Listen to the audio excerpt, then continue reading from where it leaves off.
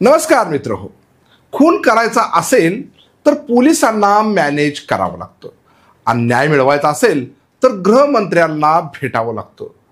नेमकं देवाभाऊच्या राज्यात नव्या पद्धतीचा ट्रेंड निर्माण झालाय का कायद्यानं मार्ग बदललाय? सामान्य लोकांना हे समजणं आता कठीण चाललंय। आपण चर्चा करणार आहोत डीजे वाजवणाऱ्या अभिषेक कदमचा खून, रेल्वे अपघाताचा बनाव आणि पोलिसांची संशयित भूमिका याबाबत। नमस्कार, मी जाकीर नदाब आणि तुम्ही पाहतात एस प्राईम न्यूज।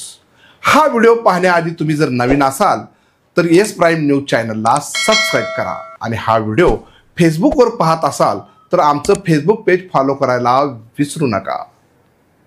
अभिषेक कदम, वय 27, राहणार तारापूर, तालुका पंढरपूर, याचा मृतदेह दिनांक 16 मार्च रोजी रेल्वे पटरीवर छिन्न विछिन्न अवस्थेत आढळून आला। मात्र याची खबर तालुका पोलिसांनी अभिषेकच्या कुटुंबियांना तब्बल 12 दिवसांनी दिली। नेमकं या 12 दिवसांमध्ये काय घडलं हे जाणून घेऊयात।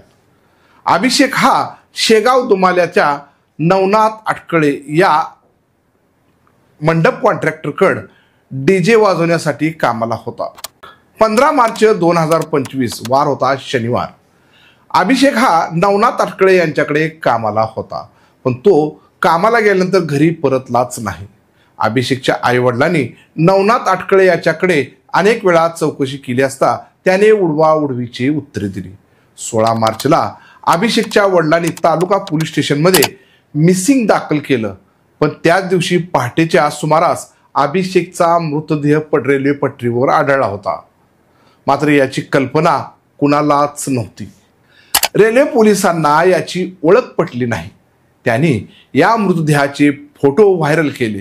त्यानंतर तब्बल 12 दिवसांनी तालुका पोलिसांनी अभिषेकचा रेल्वे अपघातामध्ये मृत्यू झाल्याची खबर अभिषेकच्या आईवडिलांना दिली। या दरम्यान अभिषेक कदमचे वडील अशोक कदम हे वेळोवेळी तालुका पोलीस स्टेशनमध्ये न्याय मागण्यासाठी जात होते।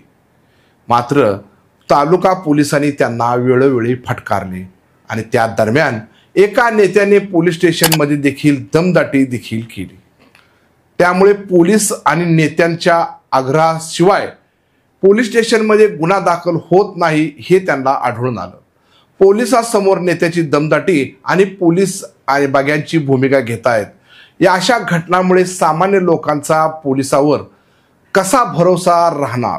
या घटनेत डीजे मालक नवनाथ अटकळे यांनीच अभिषेकचा खून केला असा आरोप अशोक कदम म्हणजेच अभिषेकच्या वडिलांनी केला आहे।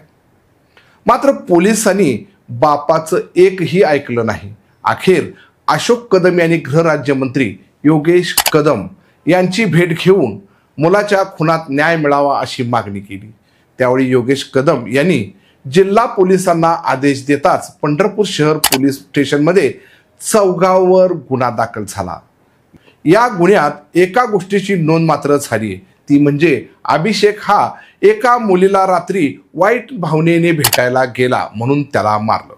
मग ही घटना प्रेम प्रकरण किंवा अनैतिक संबंधातून झाली का, हा तपास सुद्धा महत्वाचा ठरणार आहे। कारण यातूनच आरोपी आणि आरोपींची मानसिकता दिसून येते।